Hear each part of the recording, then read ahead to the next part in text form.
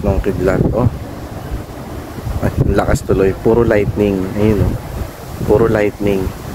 Walang tigil yung lightning dito sa Al Ain, no? Kita nyo naman yung ayun oh. Oh, kanina pa yung lightning. Ayun oh. Puro kidlat-kidlat pero walang kulog. Oh. Oh, ayun. Grabe. Oh.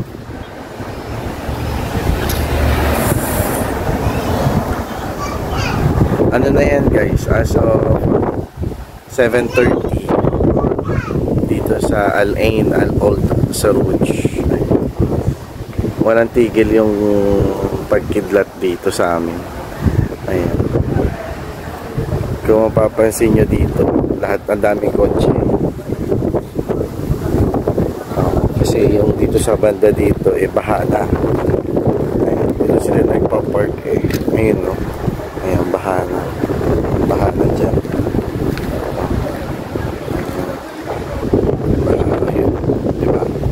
Kita yan, daming kidlat. So nakakatakot lumabas. Dito yan sa Al Ain, half day lang kami kanina. Pinauwi kami kanina mga alas 2 ng hapon. Ito yung bahay namin. Kotse. Ito nga sila nakapark.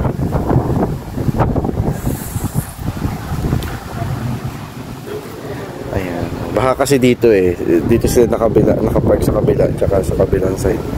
So may parking din dun sa loob kaya lang di sila makapasok at baha nga. Ayan no, taas yan. Ayan, umuulan na. Pasok na tayo guys. At ang laki ng patak. Ano na naman tayo. Si Habibti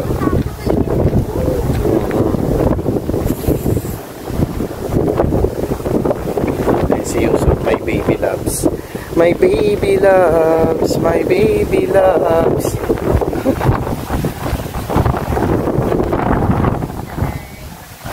Kita pa rin yung lightning oh. Ayun oh.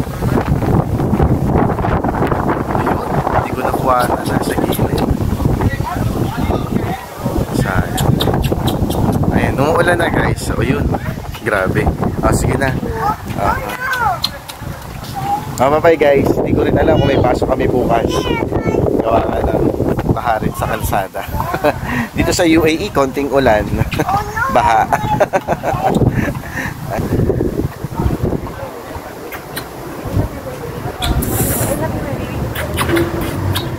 Ingat nga pala kayo. Sa mga driver dyan, huwag kayong mag-video habang nagda-drive at mag-focus kayo sa kalsada. Okay, mahirap mag-video habang nagda-drive. So, ayun. Yung ulan, nandyan lang yan. Hanggang bukas yan. Pero yung safety at safety ng iba, dapat, ayun, di ba, mauna. Safety first. Ingat kayo guys sa biyahe. Yung mga bumabiyahe dyan, umuwi na kayo. Ayun, haba. At huwag na kayong lumabas. Hindi na rin kami lalabas. Hindi na rin kami nagpa-deliver. Dahil for sure, ayan, umuulan na. Umuulan na nga. Ayan, ang lalaki ng patak. Ayan. Hindi na kami nagpa-deliver kasi nga yung mga talabat naka-motorcycle lang. So kawawa din naman sila dahil bahangan sa kalsada. At saka umuulan. O baka tamaan din sila ng kidlat. Okay guys, bye-bye. Pasok na tayo. Ayan nga guys, no. So hindi kami tatuluan dun sa taas dito. Pero eto sa wall to dumaan. Ayan no. Hasod natin no. Konti. Ayan. So dun siya sa wall dumaan. Yung mga tulo-tulo na yan. Ayan. Hindi yan dun sa pinaka ceiling or kisame. Dun sa kabilang bahay sa wall. Tumagos yung tubig. Ayan, pambaba. So, ayan. Nakita nyo naman. Menos na yan. Yung iba kasi, natapong ko na. Kasi pagising namin kaninang umaga ni YP, yan, punong-puno ng tubig dito. Yan. Buti nga, madami kaming basahan. At itong mga sapatos namin, nakaangat sa, ayan, intentionally nakaangat yan para madaling ma-vacuum yung baba. Tsaka buti, nakapag-vacuum ako kagabi guys, kasi nga, kung di ako nakapag-vacuum kagabi, di malamang yung tubig na pinipiga ko may kasamang dumi. So buti na lang tubig na marumi lang. Ayan, dami kaming tuwalya. So dito naman sa kabilang side, okay naman. Dito wala naman tulo. Ayan, Pilipinas na Pilipinas, di ba? Ang dami naming excess baggage. Ayan, mga vacuum box. Ito, mga vacuum din yan. Side mirrors. May mga ganyan. Ito kami nagsasampay. So, ayan. Tapos dito tumutulo din. Ito nga yung bathtub ni Yusup eh, oh. Ito kasi pantry namin to eh. Ayan. So pagising namin kanina, madaling araw. Start. Tuloy-tuloy yung ulan dito sa Al-Ain. Ayan, tulo ng tulo. Ito lang naman, itong side lang naman natin yung tumutulo. Alhamdulillah. So saktong-sakto yung bathtub ni Yusup.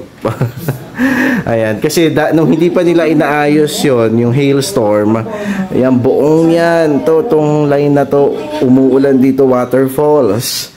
Tapos yung pader na yan, ayan, oh, makikita nyo, may ano pa yan eh, may, ayan, oh, yung line ng tubig niya, yung stain ba, ayan, oh, may stain pa yan nung, ayan, yung pinagtuluan ng tubig niya, oh. Ayan.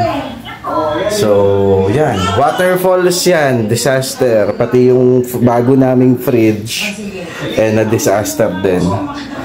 So let's see later on, makikita natin mamaya kung anong impact nung nung ulan mamaya. Alhamdulillah, itong kusina naman namin wala namang tumutulo o sadyang magulo. Ayan, kasi kakain pa lang kami ni YP. Ay, ayan guys, ayan ang aming storya ngayong araw. Itong bagyo dito ngayon sa Al-Ain. Inshallah lahat ay safe sa bahay at nagsasandok din ng tubig. Tinakpan din namin yung drainage kasi may daga dyan, kumakatok.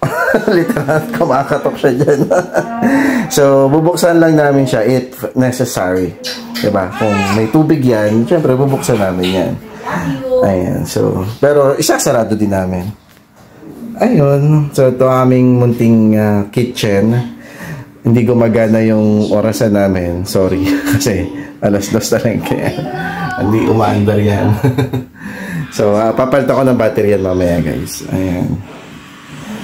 Okay, ayan, tinapay. Nga pala, nagluto si wifey ng, ayan, kalabasa na may sitaw. Ayan. Yung ay yata yung binataan ba yan? Yan, masarap yan guys. Oh. Ayan siya.